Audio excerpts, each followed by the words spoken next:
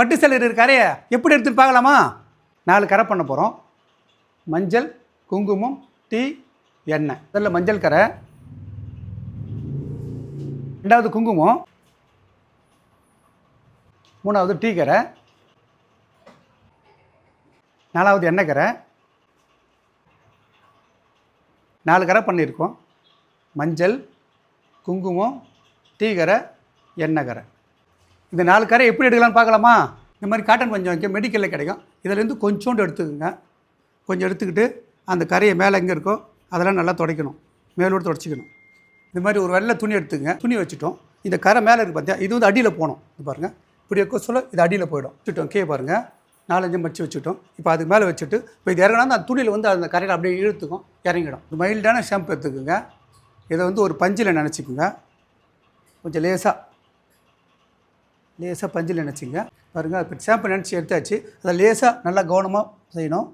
கொஞ்சம் ஃபஸ்ட்டு ஒன்று எடுத்துங்க. ஷாம்பு வச்சுட்டோம். இப்போ 2வது தண்ணியில் லேசாக தொட்டுக்கணும். சுத்தமான தண்ணியில் வச்சுக்கணும்.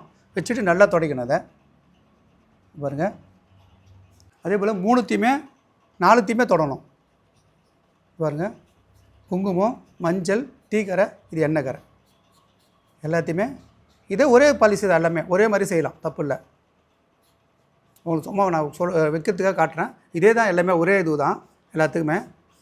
கரை எடுத்துட்டோம். இப்போ கீழே துணி எடுத்து பார்ப்போம். பாருங்கள், இந்த 4 கரையும் அப்படியே கீழே இறங்கி போடணும். இந்த மாதிரி நீங்கள் அடியில் துணி வச்சா தான் இந்த மாதிரி கரைகள்லாம் கீழே அதில் அப்படியே ஆட்டோமேட்டிக்காக அதில் இறங்கிடும். வெள்ளை துணி எடுத்துக்கணும். அதை மடிச்சுக்கிட்டு அது அந்த கரை எடுத்துங்க. பாருங்கள், அதுக்கு மேலே வச்சுக்கணும். நீங்கள் என்ன பண்ணுறீங்க, சோப்போ இல்லை ஆயிலோ வேறு எதுனா போட்டிங்கன்னா சேலை வெளுத்துரும், அந்த இடம் போயிடும். அதனால் இது ஷாம்பு மட்டும் தான் யூஸ் பண்ணணும். வேறு எதுவும் யூஸ் பண்ணக்கூடாது. வேறு எதாவது யூஸ் பண்ணிங்கன்னா இது போயிடும். அப்புறம் என்னடா வருத்தப்படாதீங்க, என்னடா அப்படி ஆகிடுச்சுன்னு சொல்லிட்டு ஷாம்பு மட்டும் தான் யூஸ் பண்ணணும். இப்போ நான் அயன் பண்ணி காட்டுறேன். பாருங்கள்,